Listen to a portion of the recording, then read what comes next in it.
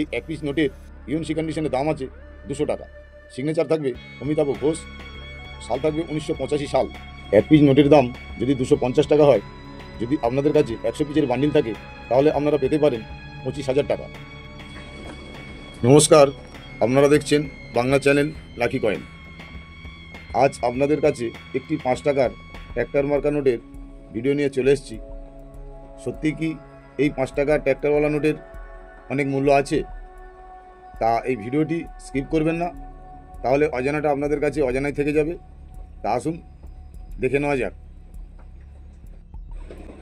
আগে আপনাদের জানতে হবে প্রিফিক্স নাম্বার, ইনসেট নাম্বার, কোন গভর্নরের সিগনেচার, তারপরে আপনাদের দেখতে হবে সাল। তা এই 5 টাকার নোটের মধ্যে কিছু নোট আছে যার সাল থাকবে না এবং ইনসেটও থাকবে না, কিন্তু এই সাল থাকবে না, ইনসেট থাকবে না, এই নোটগুলিরও প্রতিটি নোটের দাম আছে। এবং আরেকটা জিনিস আপনাদের জেনে রাখতে হবে, যেমন কিছু কয়েন আছে যার বিশেষ মূল্য হয় না, ঠিক এই 5 টাকার ট্র্যাক্টর মার্কা নোটেরও অনেক নোট আছে যার কোনো বিশেষ মূল্য হয় না 5 টাকায় 5 টাকা। তা আসুন দেখে নেওয়া যাক কোন নোটগুলির ভ্যালু আছে। তা প্রথমে আপনাদের সিগনেচার দেখতে হবে। প্রথম যে নোটটি দেখাচ্ছি, সিগনেচার থাকবে KR পুরী, সাল থাকবে 1977 সাল, ইনসেট থাকবে এ, প্রিফিক্স নাম্বার থাকবে 74C। এই এক পিস নোটের ইউএনসি কন্ডিশনের দাম আছে 100 টাকা। দ্বিতীয় যে নোটটি দেখাচ্ছি আপনারা দেখে নিন, সিগনেচার থাকবে YV রেড্ডি, সাল থাকবে 2004 সাল, ইনসেট থাকবে আর, প্রিফিক্স নাম্বার থাকবে 00A।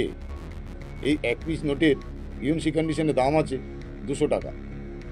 3 নম্বর যে নোটটি দেখাচ্ছি ভালো করে দেখে নিন, সিগনেচার থাকবে অমিতাভ ঘোষ, সাল থাকবে 1985 সাল, ইনসেট থাকবে ডি, প্রিফিক্স নাম্বার থাকবে 18T। এই এক পিস নোটের ইউএনসি কন্ডিশনের দাম আছে 250 টাকা। এক পিস নোটের দাম যদি 250 টাকা হয়, যদি আপনাদের কাছে 100 পিসের বান্ডিল থাকে, তাহলে আপনারা পেতে পারেন 25,000 টাকা। আর এই ছোট্ট ভিডিওর মধ্যে সব নোটের ভিডিও দেখানো সম্ভব নয়। প্রথম থেকে আমার এই ভিডিওটি শেষ পর্যন্ত দেখার জন্য অনেক ধন্যবাদ। আমার ভিডিওটি যদি ভালো লাগে একটি লাইক করবেন। ভিডিও পাওয়ার জন্য আমার চ্যানেলটিকে সাবস্ক্রাইব করে রাখবেন।